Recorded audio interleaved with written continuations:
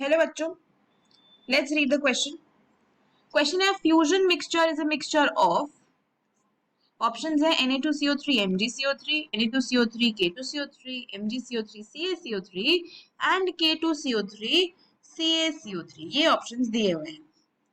तो अगर इस क्वेश्चन में हम की कॉन्सेप्ट की बात करें तो हमारा कॉन्सेप्ट यही रहेगा, फ्यूजन मिक्सचर की ही हम बात करेंगे कि फ्यूजन मिक्सचर क्या होता है। तो देखो, फ्यूजन मिक्सचर जो होता है वो जनरली बनता है by sodium and potassium salt. तो सोडियम और पोटेशियम के सॉल्ट्स जो है वो मिक्स होके फ्यूजन मिक्सचर बनाते हैं एंड जनरली इसमें इसके कार्बोनेट्स होते हैं, जैसे Na2CO3 और K2CO3। तो इनका जो मिक्सचर होता है इसको हम फ्यूजन मिक्सचर कहते हैं। तो एक्चुअली में ऐसा क्यों होता है, इसको फ्यूजन मिक्सचर हम क्यों कहते हैं? क्योंकि यहाँ पे क्या होता है ना, अगर इनको इस मिक्सचर को ऑर्गेनिक कंपाउंड के साथ फ्यूज कर दे, राइट, इनको ऑर्गेनिक कंपाउंड्स के साथ फ्यूज किया जाता है, किस लिए? To test for various group analysis. ये ग्रुप एनालिसिस कौन से हैं?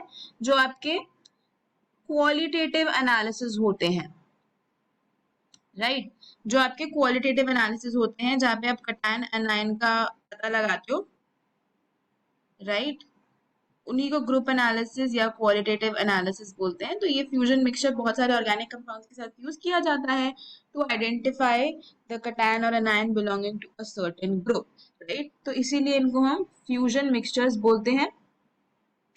And sodium and potassium particularly उन्हीं के सॉल्ट्स लिए जाते हैं क्योंकि सोडियम और पोटेशियम दोनों ही बहुत ही रिएक्टिव मेटल्स है ना, बहुत ही रिएक्टिव, हाईली रिएक्टिव मेटल्स हैं ये। एंड इनका ये पोटेंशियल होता है कि ये कोवलेंट बॉन्ड्स को ब्रेक कर पाते हैं, राइट, ये कोवलेंट बॉन्ड्स को ब्रेक कर पाते हैं जो कहाँ बन रहे हैं, between carbon and other atoms like oxygen, nitrogen, sulphur. तो ऐसे एटम्स के साथ जो कार्बन के बॉन्ड्स होते हैं, कोवलेंट बॉन्ड्स, उनको ब्रेक कर पाते हैं और इन कोवलेंट बॉन्ड्स को ब्रेक करके आयनिक बॉन्ड्स इंट्रोड्यूस कर देते हैं between the respective atoms, right. तो इसीलिए सोडियम और पोटेशियम के salts and more particularly sodium carbonate and potassium carbonate का जो मिक्सचर है उसको हम as a fusion mixture use करते हैं। तो अगर इस क्वेश्चन का हम आंसर देखेंगे तो इसका आंसर है आपका ऑप्शन नंबर बी में जो दिया हुआ है, राइट। तो यही करेक्ट आंसर होगा। Hope you understood it well, best of luck.